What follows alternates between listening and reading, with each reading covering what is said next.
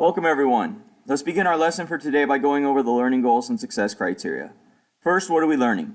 We're learning how to find the slope and y-intercept of a function from an equation, how to take linear equations that are not written in slope-intercept form and convert them to slope-intercept form, and how to graph linear functions using slope and y-intercept. How are we learning it? Through the slope-intercept form notes and the slope-intercept form assignment. When can we use this information? To calculate the amount of money in a savings account and to change the appearance of difficult tasks so that it looks more like something you are used to seeing, such as changing your grocery list into a list based on the aisles where you find the items. How do you know you learned it? By getting a score of 4 on the slope-intercept form assignment. Now let's take a look at our agenda for today. We will begin by going over our learning goals and success criteria. While we do that, you'll fill out your Get It Started. Once you've completed your Get It Started, we'll go over it together and answer any questions that you may have.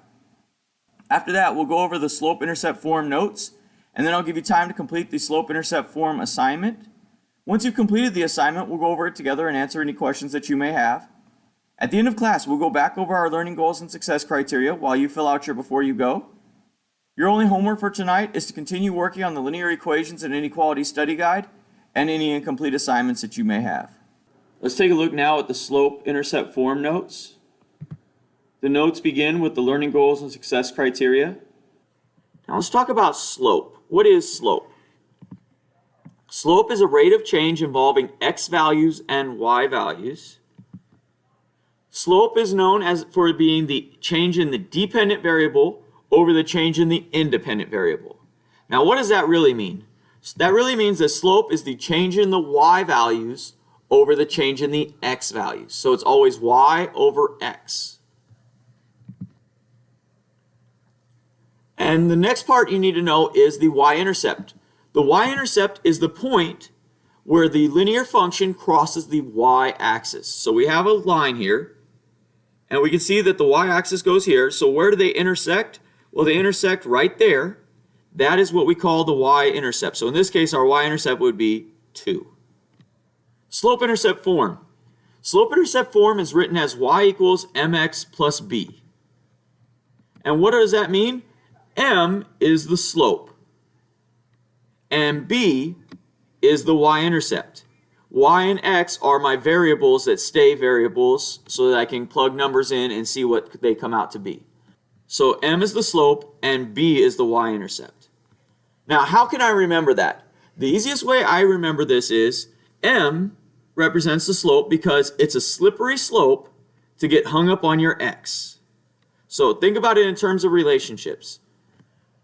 People that are involved in relationships and they break up, there's usually that one person in that relationship that's always hanging on to the relationship that's already dead. That's the slope. That's M. It's a slippery slope to get hung up on your ex. They are not together anymore. But the M is always trying to hang on. Notice how close they are. So M is trying to hang on, and it's a slippery slope to get hung up on your ex. Now B, on the other hand, is alone. Not attached to anybody. B is lonely. And lonely people ask the questions, why am I alone? Why does no one want me? Why does no one think I'm cute? That's B. B is always asking the why questions. Those are the y-intercept questions. So that's the way I remember it. It's a slippery slope to get hung up on your ex. And why am I alone? So that's the way I remember slope and y-intercept. Now, let's go ahead and pick out the slope and y-intercept from an equation. So we're given an equation, y equals 2x plus 4. And we want to know what is the slope of that line. Well, we know that the slope is the one that's attached to its x, right? So it's a slippery slope to get hung up on your x. So the one that's attached to the x in this case is 2. So the slope is 2. The y-intercept is the lonely one. Why am I alone? Well, the lonely one is 4, so my y-intercept is 4. So that's how I pick out the slope and y-intercept given an equation. Let's look at another example. We have y equals negative 3 halves x minus 3. Well, same thing. It's a slippery slope to get hung up on your x. So the slope is the one that's attached to the x, which is negative 3 halves.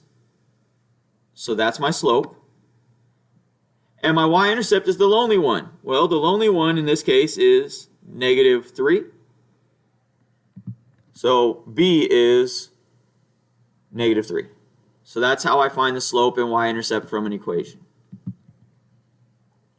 Now, how do I write the equation from a graph? Well, I'm going to use the slope, which is the change in the y values over the change in the x values. So I'm going to pick out 2 points. Luckily, they've already done it on the graph for me. And I picked this point, and I'm going to calculate the change in y. So how far down in this case did I go to get to here? Well, I went down 1, 2. So my change in y is -2. And I went to the right 1, 2, 3. So that's +3.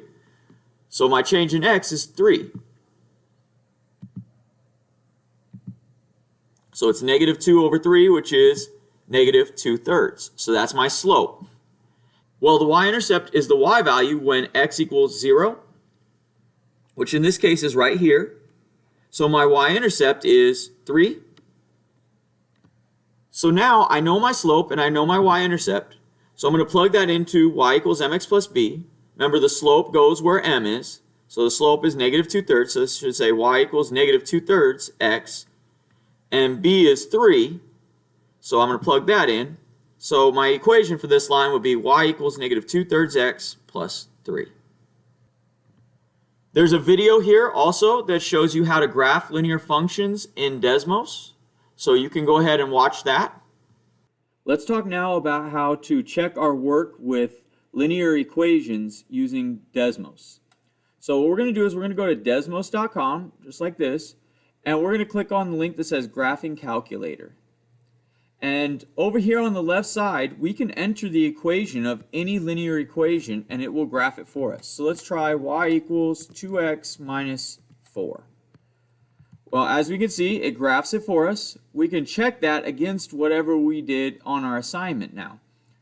And you can do it this way. Let's say we had an equation, though, that wasn't in slope-intercept form. We can still graph that on here and check our work. So let's say it was 4x minus 2y is equal to 8. And we can see that that's actually the same as this one. But we can look at this and check our work this way as well. It still graphed the equation in slope-intercept form, even though the equation we put in is not in slope-intercept form. So this is one way that you can check your work using Desmos to find linear equations. Let's take a look now at the slope-intercept form assignment. So if you look at the top of the page, we have our learning goals and success criteria here. If you continue to scroll down, we can answer now the questions for the slope-intercept form assignment. So the first question says, what is the slope and y-intercept of the function below? Well, it says y equals 2x minus 4.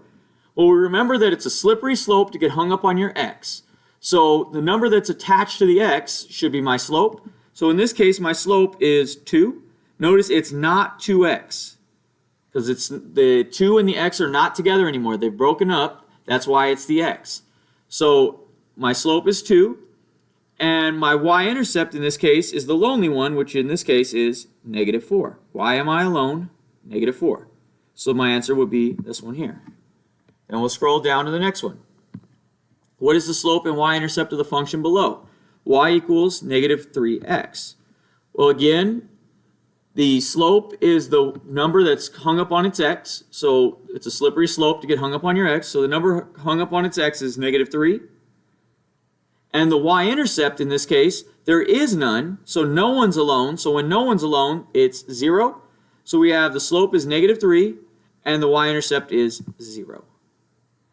And you'll continue to answer all of these questions until you get to the end of the page. Once you get to the end of the page, you'll click Next. This will take you to your Before You Go. You'll go ahead and answer your Before You Go and then submit your work on Google Classroom.